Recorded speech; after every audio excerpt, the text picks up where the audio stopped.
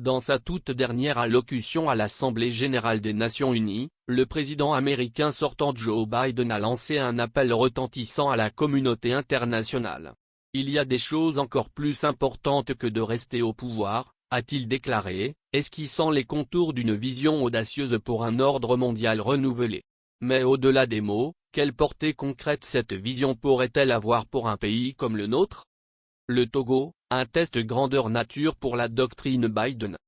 Et si le Togo, cette nation ouest-africaine trop souvent oubliée des radars diplomatiques, devenait le théâtre inattendu de la mise en œuvre de cette nouvelle doctrine américaine? Deux enjeux cruciaux peuvent se prêter à une telle expérimentation, la crise des prisonniers politiques et le coup d'État constitutionnel en cours avec la modification controversée de la Constitution. Prisonniers politiques, le moment de vérité. Les États-Unis ont désormais l'opportunité, et le devoir moral, d'exercer une pression diplomatique sans précédent pour obtenir la libération des 93 prisonniers politiques togolais. Une telle action démontrerait de manière éclatante que Washington est prêt à transformer ses paroles en actes concrets, même lorsqu'il s'agit de parler avec franchise à des alliés de longue date. La Constitution en jeu, un test pour la démocratie. La modification de la Constitution togolaise offre aux États-Unis une plateforme idéale pour promouvoir les valeurs démocratiques qu'ils présentent comme des concepts à défendre.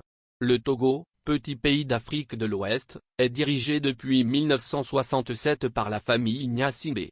Faure Gnassingbé, au pouvoir depuis 2005, vient de changer une nouvelle fois la Constitution pour prolonger un mandat qui court depuis 20 ans et s'ajoute aux 38 ans de son père à qui il a succédé. En accompagnant les Togolais à asseoir un état de droit, les USA renforcent le camp des démocrates, créent les conditions qui encouragent les initiatives privées et la prospérité. Une nouvelle approche de l'aide internationale. Biden a évoqué un système mondial plus efficace impliquant davantage d'outils, de ressources et une coopération élargie. Pour le Togo, cela pourrait se traduire par un soutien technique et financier accru pour renforcer les institutions démocratiques. Des programmes d'échange visant à former la prochaine génération de leaders togolais.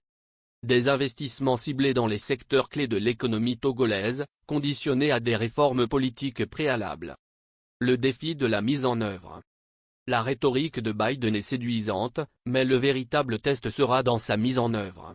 Les États-Unis sauront-ils naviguer dans les eaux troubles de la géopolitique africaine, où la Chine et la Russie ont considérablement accru leur influence ces dernières années? Le Togo représente une opportunité pivot pour l'administration américaine afin de mettre en œuvre son engagement envers un ordre mondial plus juste.